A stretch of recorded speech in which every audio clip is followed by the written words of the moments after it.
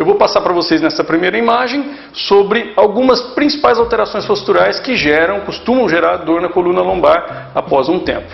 A primeira imagem, como vocês podem ver, na esquerda é a escoliose. A escoliose é uma inclinação lateral da coluna, podendo também ter inclinação do quadril, fazendo com que o quadril fique mais alto, trabalhe mais alto do que o outro lado do quadril.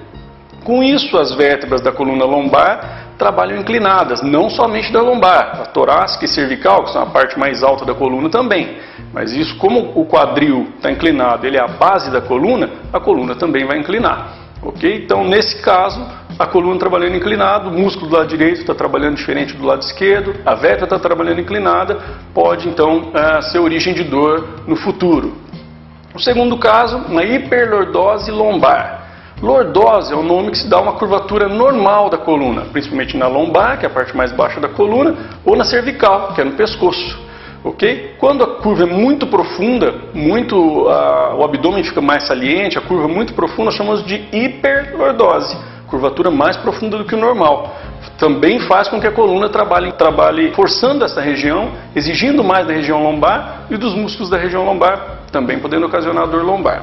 Toda vez que nós vamos fazer uma avaliação postural, o principal foco dessa avaliação inicial é o quadril. Por quê? O quadril, como eu já falei, é a base da coluna. Se o quadril estiver no nível, a coluna estará bem alinhada. Se o quadril estiver em desequilíbrio, um lado mais alto, um mais baixo, a coluna, consequentemente, também trabalhará inclinada.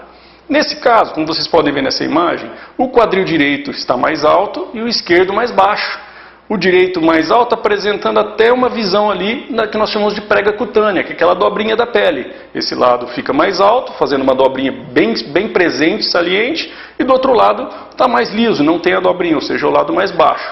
Isso faz com que um lado da coluna trabalhe diferente do outro automaticamente.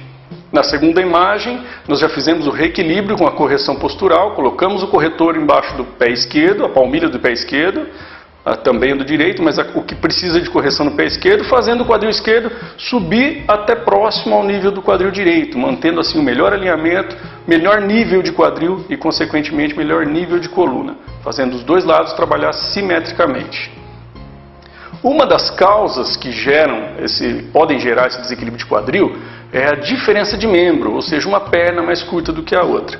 Como vocês podem ver nessa imagem, a perna mais curta, o quadril naturalmente vai ficar mais baixo, e a perna mais longa, o quadril mais alto, também gerando esse desequilíbrio de quadril, também gerando a inclinação da coluna.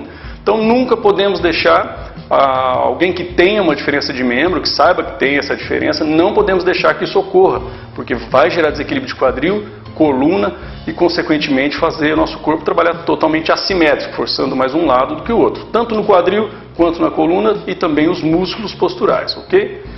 Aqui um exemplo só para vocês poderem visualizar de uma palmilha de diferença de membro. Claro, aqui é uma diferença grande, discrepante, precisa usar essa diferença porque a pessoa não consegue ter equilíbrio sem ela. Esse é um caso já de acidente, um caso onde a pessoa perdeu um pouco do osso da perna, então ficou uma diferença muito grande.